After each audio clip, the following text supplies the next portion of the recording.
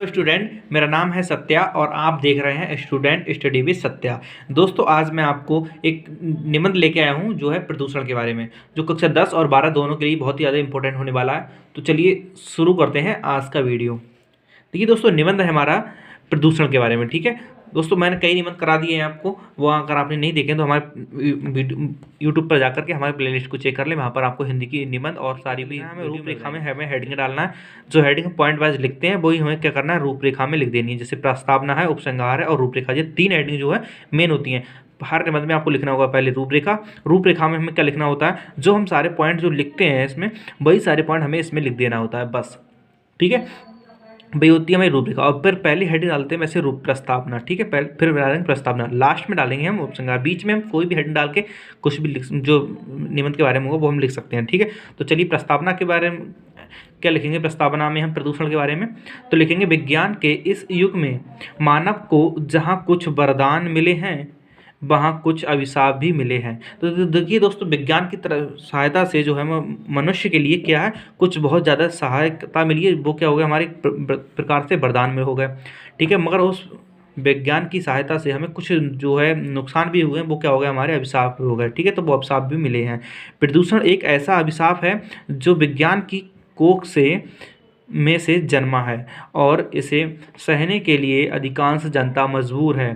ठीक है, तो प्रदूषण एक जो है उसी प्रकार का एक अभिशाप है जो हमारे लिए मतलब मानव जाति के लिए बहुत ही ज़्यादा खतरनाक है। तो चलिए अगले लिखेंगे प्रदूषण के प्रकार। देखिए दोस्तों, अगली हेडिंग डालेंगे प्रदूषण के प्रकार। एक वैसे आप और हेडिंग डाल सकते हैं कि जो है प्रदूषण का क्या अर्थ होता है, तो वो हेड डाल सकते हो, तो उसके बारे में लिख सकते हैं। पर मैंने आपको वो लिखा है प्रदूषण के प्रकार। तो प्रदूषण के प्रकार में देखिए आप लिखेंगे, प्रदूषण कई प्रकार का होता है। नंबर जो है मुख्यतः जो होंगे हमारे प्रदूषण जो है, वायु प्रदूषण है, जल प्रदूषण, ध्वनि प्रदूषण है, जो ठीक मुख्य होते हैं। कुछ और होते हैं जैसे मृदा प्रदूषण है। ठीक है, जो सारे प्रदूषण के होते हैं हमारे मुख्य प्रमुख होते हैं। तो मैंने आपको जो 3 प्रदूषण जो है उनके बारे में लिखा है। तो चलिए लिखेंगे, पहला हेडिंग डालेंगे इसमें प्रदूषण के प्रकार में वायु प्रदूषण। तो वायु प्रदूषण के बारे में थोड़ा लिखेंगे अपनी आवश्यकता के लिए मनुष्य वनों को काटता जा रहा है, उसी रफ्तार से मनुष्य जीवन में अशुद्ध मतलब शुद्ध हवा की कमी होती जा रही है और अशुद्ध हवा ज़्यादा हो रही है। जब वन कटेंगे तो पेड़ों से क्या होती है, हमारी अशुद्ध हवा जो है शुद्ध हवा में परिवर्तित होती है। अब पेड़ जब कट जाएंगे तो क्या होगी, हमारी अशुद्ध हवा ज़्यादा हो जाएगी और शुद्ध हवा जो है कम होती चली जाएगी। तो उद्योग धंधों से निकलने वाली जहरीली गैसें, वाहनों का धुआं आदि की वजह से वायु प्रदूषण फैलता जा रहा है। ठीक है, और बढ़ता जा रहा है। तो इतना लिखेंगे हम वायु प्रदूषण में। फिर अगला हेड डालेंगे जल प्रदूषण। तो जल प्रदूषण में हम लिखेंगे, जल प्रदूषण देखिए क्या लिखेंगे, यह आजकल मनुष्य के सामने एक और बड़ी चुनौती है में से एक है। ठीक है, जो बहुत बड़ी चुनौतियाँ होती हैं उन्हीं के सामने एक जल प्रदूषण भी बहुत बड़ी चुनौती है। ठीक है, क्योंकि जल जो प्रदूषित होता जा रहा है, पीने योग्य जल हमारा नहीं बच रहा है, बिल्कुल बहुत ही ज़्यादा कम होता जा रहा है। तो देखिए, शहरों में पीने का पानी निकट बहने वाली नदियों से लिया जाता है। शहरों में बहुत ज़्यादा पानी की दिक्कत होती है, तो क्या हो रहा है, जो पास में बहने वाली जो नदियाँ होती हैं उन्हीं से उनका पानी जो लिया जाता है शहर में पीने वाला। ठीक है, और लोग इन्हीं नदियों में शहर तथा मीलों का कचरा, मलमूत्र आदि प्रवाहित करते हैं। मतलब इन्हीं नदियों में जो होता है, जितनी शहर में हमारी मीलें हैं या शहर का जो कूड़ा कचरा है, तो वो सब क्या कर देते हैं, उसी नदी में बहा देते हैं।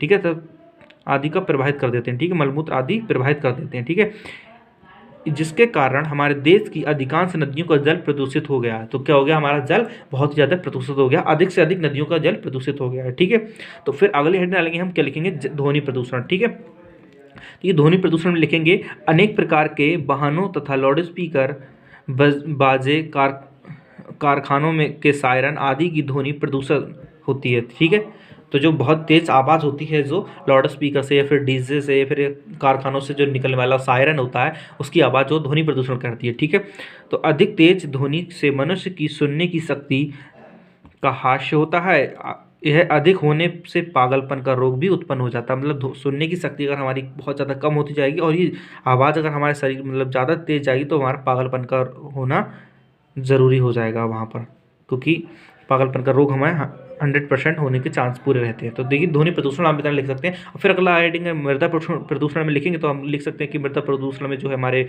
जो वृक्षों को काटा जा रहा है, तो जिससे क्या हो रहा है, मृदा खनन हो रहा है।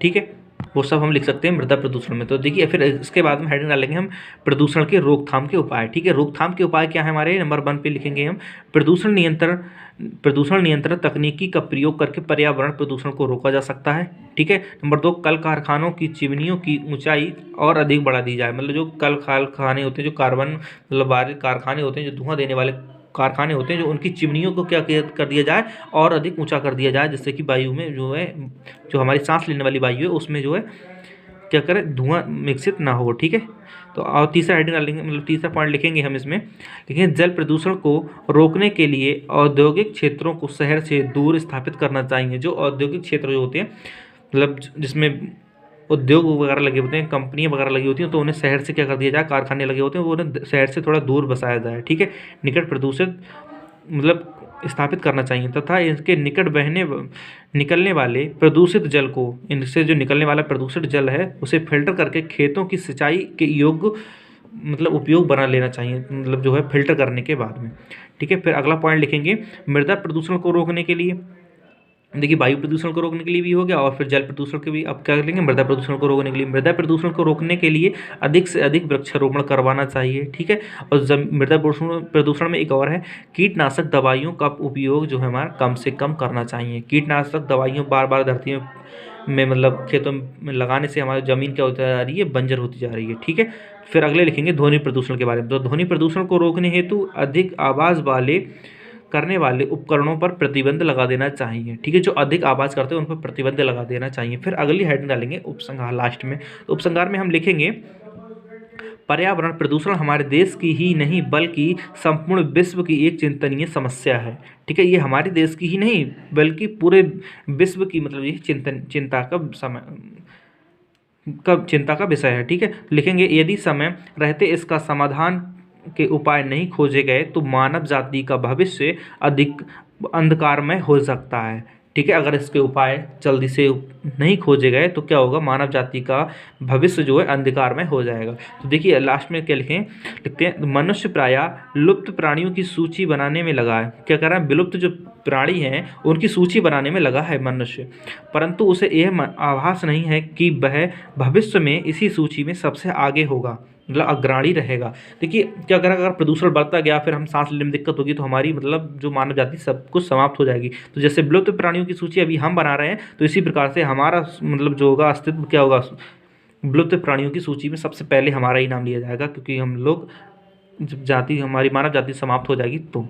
ठीक है, तो आप इतना लिखेंगे। तो उम्मीद करते हैं आपको ये वीडियो पसंद आया होगा, और वीडियो अगर पसंद आया तो वीडियो को लाइक करें, अपने दोस्तों के साथ शेयर करें। हमारे चैनल पर अगर पहली बार आए हैं तो चैनल को सब्सक्राइब कर लें और बेल आइकन को ऑन कर लें, जिससे हमारी आने वाली सभी वीडियो का नोटिफिकेशन आपको सबसे पहले मिल सके। तो आज के लिए इतना ही, मिलते हैं अगली वीडियो में। अगर फुल नंबर प्राप्त करने तो इसी प्रकार से लिखें।